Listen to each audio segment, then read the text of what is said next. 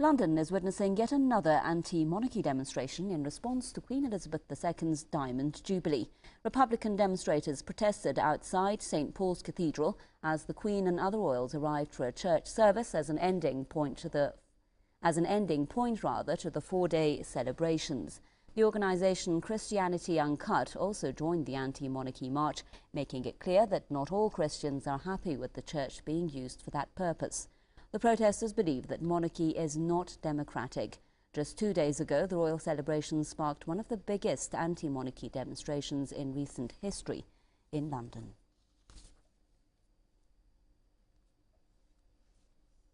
Charlie Veitch is an activist and filmmaker joining me via Skype from Manchester.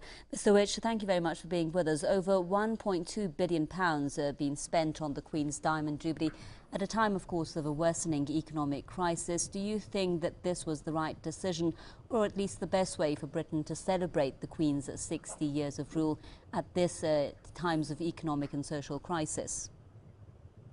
Well, I feel that from a propaganda maintaining the state's superiority and power over the grand amounts of peasants and public, it's a wonderful propaganda event. It's cost the British economy $275 million because it came along with a 2-day holiday.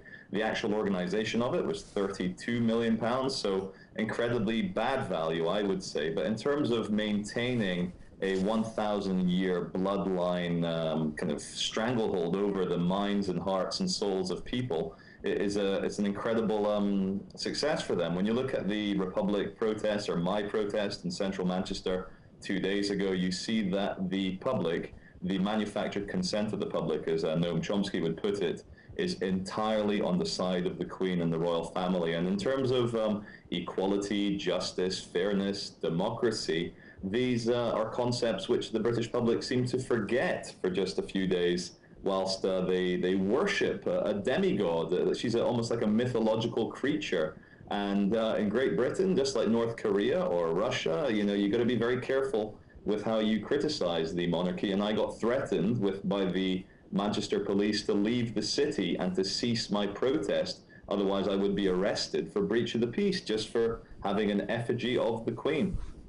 Right, well, there's two questions here for those who are supporters of the monarchy. One is they say, well, events like these have a lot to say when it comes to tourism for the UK. And after all, we're seeing the huge number of people who participate in these kinds of celebrations and seem at least very happy about it. They're celebrating. And they also say the Queen does not have any political role. The political decisions are not made by her, and she's just a symbolic figure. What's your argument in both cases? Well, she isn't just a symbolic figure. She is the leader of the most powerful royal family on earth. She is the figurehead at the top of Britain's ancient social hierarchy system.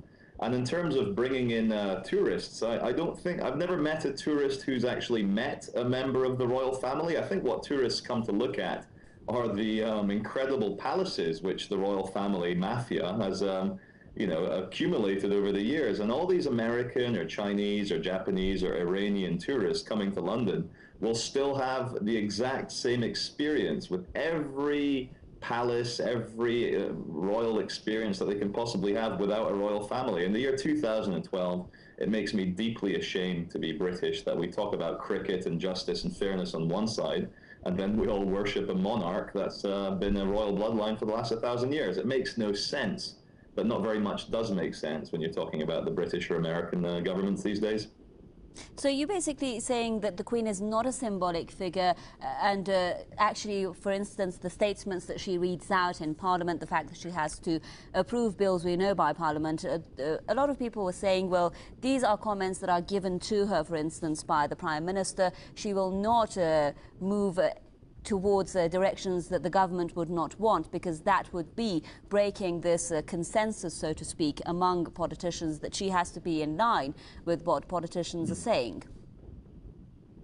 Well, if she's only a kind of symbolic figurehead, I need to ask the British establishment, why not get rid of her completely? She is one of the biggest landowners on the planet. I've looked at rough estimates of her family's personal wealth at over 17 trillion pounds. That's over 25 trillion US dollars. which seems to be could potentially be enough money to bail out the whole economy for the planet. So it's just, I think mostly, yes, the British public, they support it. They think it's a wonderful thing. But then again, we have to look back to Hitler's Nazi Germany. They all supported the internment of Jewish people. They supported the invasion of Poland, and they supported the massive war machine. So public support or government consensus, in my opinion, is no substitute for actual morality and ethics. Charlie Veitch, activist and filmmaker, joining us there via Skype from Manchester. Thank you very much for being with us.